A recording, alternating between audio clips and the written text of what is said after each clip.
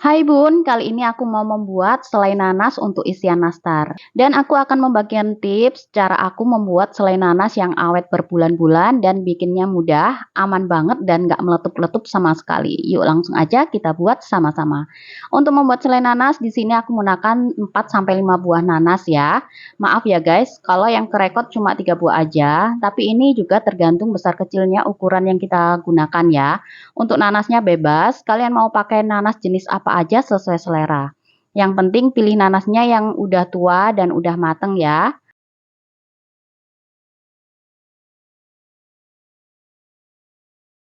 Setelah itu nanasnya kita kupas hingga bersih.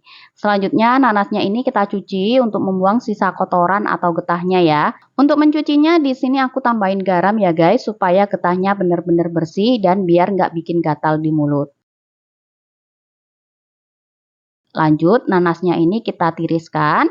Kemudian nanasnya ini kita belah-belah aja biar nggak terlalu besar ya. Nah ini untuk matanya nggak aku buang ya guys. Untuk matanya ini tetap aku pakai karena mata nanas ini yang bikin awet berbulan-bulan. Walaupun nggak disimpan dalam kulkas ya.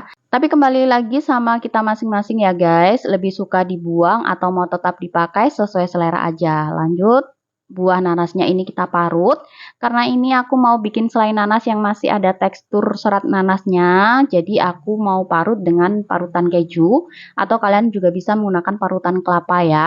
Jika kalian ingin yang lebih cepat, bisa juga di blender ya guys, disesuaikan aja dengan mood kalian. Yang penting nanasnya nanti halus ya.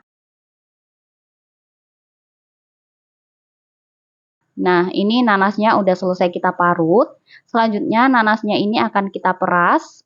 Bisa menggunakan kain tile atau serbet bersih ya. Ini kita peras nanasnya hingga kadar airnya berkurang. Ini kenapa aku peras? Nanti supaya masak selai nanasnya itu lebih cepat ya. Biar masaknya nggak terlalu lama, kita peras nanasnya hingga kadar airnya benar-benar habis. Nah, ini untuk nanasnya udah selesai kita peras ya guys. Lanjut untuk ampasnya kita sisihkan terlebih dahulu. Kemudian untuk air nanasnya ini akan kita rebus ya. Kita rebus pakai api sedang aja supaya nanti saat air nanasnya mendidih tidak sampai meluber ke luar panci. Kita rebus air nanasnya ini hingga menyusut ya guys.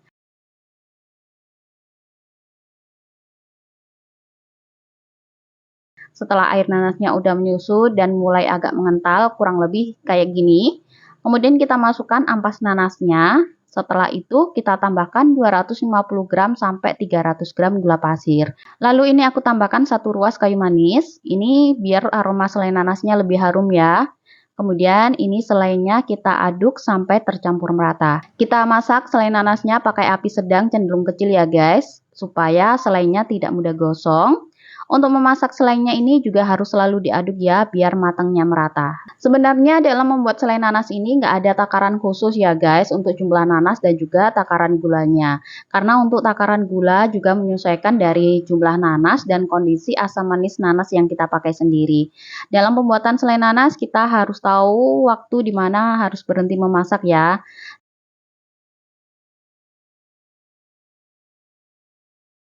Nah, jika selai nanasnya udah mengental dan tidak berair kayak gini, dan jika dibalik nggak mudah melebar dan lengket satu sama lain ya.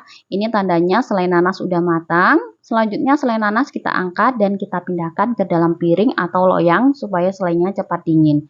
Kalau selainya udah dingin, ini siap kita bentuk. Nah, untuk membentuk supaya sama besar, aku gunakan sendok takar ya guys. Nanti jadinya kalau ditimbang beratnya selainya sekitar 3-4 gram.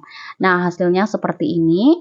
Ngebentuknya nggak lengket sama sekali ya. Tapi namanya juga menggunakan gula ya guys. Lama-lama tangan kita akan lengket. Untuk mengakalinya kita bisa olesi tangan kita dengan sedikit minyak tipis-tipis aja. Kita bulatkan selai nanasnya hingga selesai ya.